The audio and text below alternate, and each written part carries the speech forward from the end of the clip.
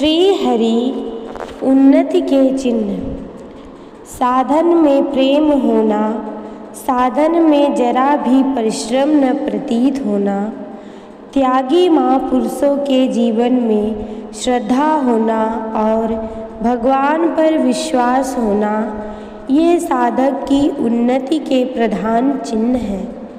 ऐसा साधक बहुत तेज चाल से आगे बढ़ता है। प्रभु प्राप्ति के साधन को ही जीवन का मुख्य कार्य समझो।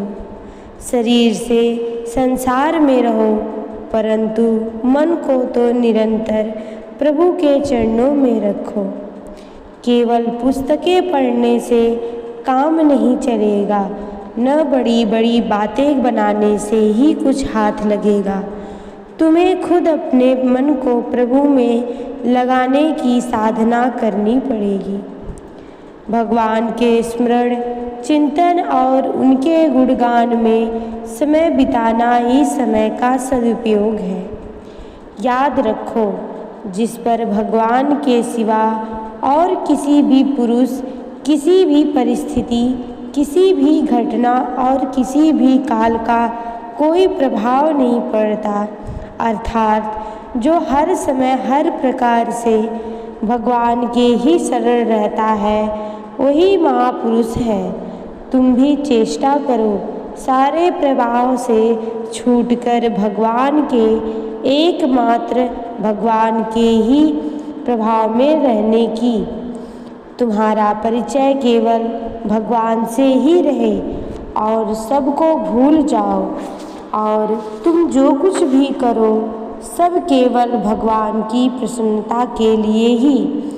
चाहो केवल भगवान को ही। यह भी मत सोचो कि भगवान सर्वज्ञ और सर्वशक्तिमान है, वे मेरी आवश्यकताओं को आप ही पूर्ण कर देंगे।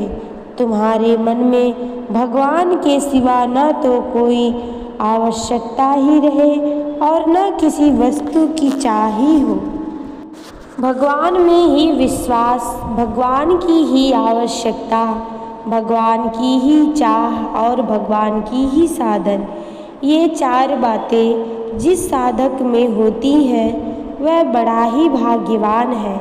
इससे भी बड़ा वह है जो केवल भगवान के प्रेम में ही मस्त रहता है, जिसे न चाह है न आवश्यकता।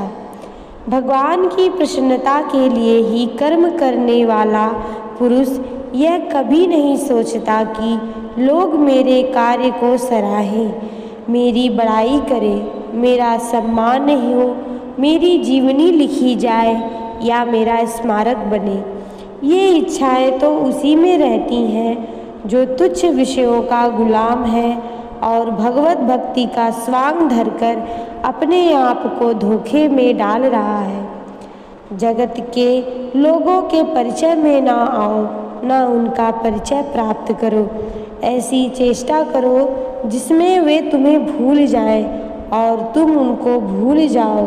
फिर केवल प्रभु का ही और तुम्हारा दो का ही परस्पर परिचय रहे। चुपचाप तुम प्रभु की सेवा करो और प्रभु उसे स्वीकार करे। जो दूसरों को दिखाने के लिए सेवा करता है, उसकी सेवा भगवान स्वीकार नहीं करते। जगत को सुधारने की ठेकेदारी छोड़ दो, इसे प्रभु आप ही सुधारेंगे। तुम तो प्रभु के चरणों पर न्यौछावर हो जाओ। चुपचाप पड़े रहो दीन होकर उन दीन बंधु के दरवाजे पर।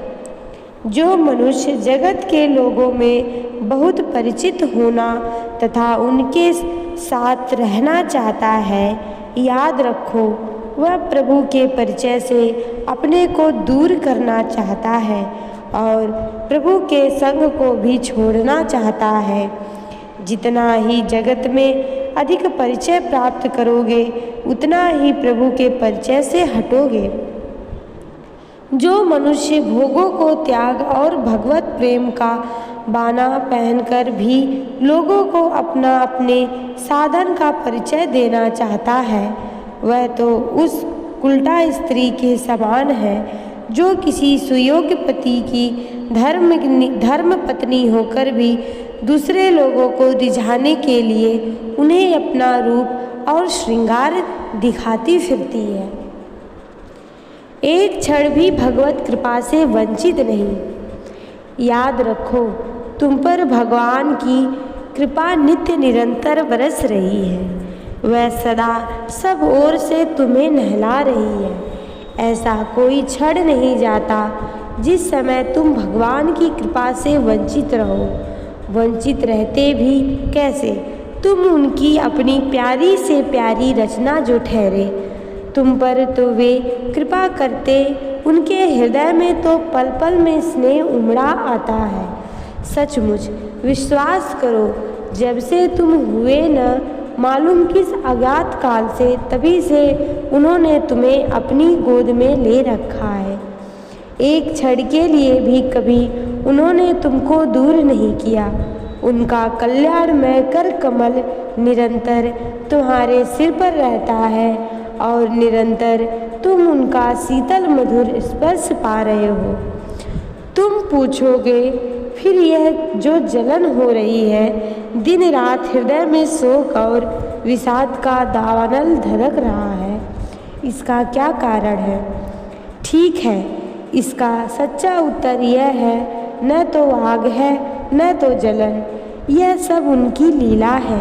तुम जो जलन का अनुभव कर रहे हो और पूछ रहे हो, यह भी उनकी लीलाभिनय का ही एक अंग है।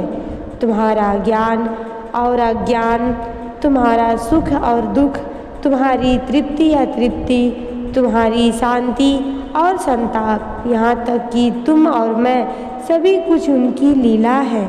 उन्हीं में हो रही है, वे ही कर रहे हैं। आश्चर्य की बात तो यह है, लीला और लीला में भी भिन्न नहीं, एक ही है।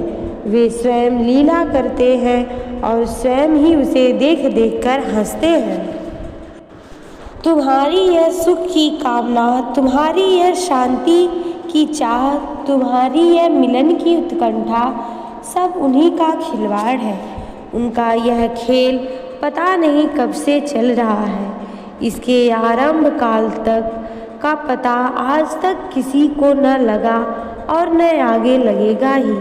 चलता ही रहता है। जिन्होंने देखा, इसे चलते ही देखा। खेल का रूप जरूर बदलता रहता है, सदा उसका एक सा रूप नहीं रह सकता, परंतु खेल कभी खत्म नहीं होता। जब खिलाड़ी नित्य है तो खेल अनित्य कैसे हो? इसी से जानने वाले संत लोग भगवान की लीला को अनादि और अनंत कहते हैं।